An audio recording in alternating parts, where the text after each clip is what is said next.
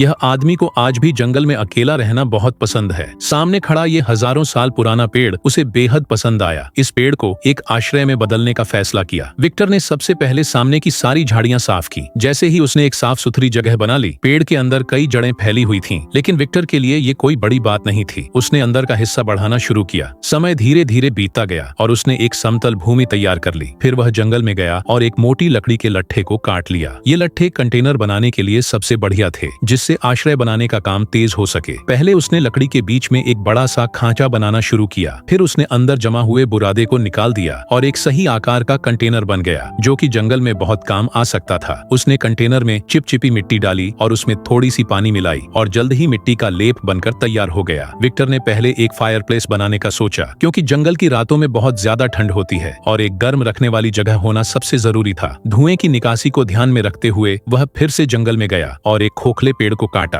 जो चिमनी के लिए एकदम परफेक्ट था। फिर उसके किनारों को सील किया ताकि धुआं आराम से बाहर निकल सके। विक्टर ने तुरंत आग जलाकर टेस्ट किया और धुआं आराम से बाहर निकल रहा था। फिर उसने और लकड़ी जमा किए, लेकिन उन्हें इस्तेमाल करने से पहले उसने उन्हें छोटे छोटे टुकड़ों में काटा। नीचे मिट्टी का लेप लगाकर उन्हें जमीन पर मजबूती से चिपका दिया। एक के ऊपर एक लगाते गए, जिससे आश्रय की दीवार तैयार हो गई। न सिर्फ सामान की बचत हुई, बल्कि आश्रय सुंदर भी दिखने लगा। जंगल के सबसे मजबूत गोंद से हर टुकड़ा एकदम मजबूती से जुड़ गया। फिर विक्टर ने दरवाजे का फ्रेम बनाना शुरू किया। उसने लकड़ी के दोनों सिरों में खांचे बनाए और एक एक करके उन्हें ऊपर जोड़ा और जल्दी दरवाजे का फ्रेम तैयार हो गया। विक्टर ने फर्श पर लकड़ी की तख्तें बिछाने लगा ताकि जमीन बहुत कड़ी न हो जाए। अब बस जमीन के सूखने का इंतजार था। तब तक उसने एक मोटे लकड़ी के लट्ठे को उठाया और बीच से काटकर दो हिस्सों में बांट दिया। फिर उसके ऊबड़ खाबड़ हिस्सों को रगड़कर एकदम चिकना बनाया और नीचे स्लॉट बनाकर लकड़ी से जोड़ दिया और जल्द ही एक सिंगल बेड बनके तैयार हो गया। फिर विक्टर दो खोखले पेड़ और ले आया। जब उन्हें काटा तो अंदर से एक खास तरह का कीड़ा निकला, जो प्रोटीन से भरपूर था, लेकिन सिर्फ यही खाकर पेट नहीं भरता।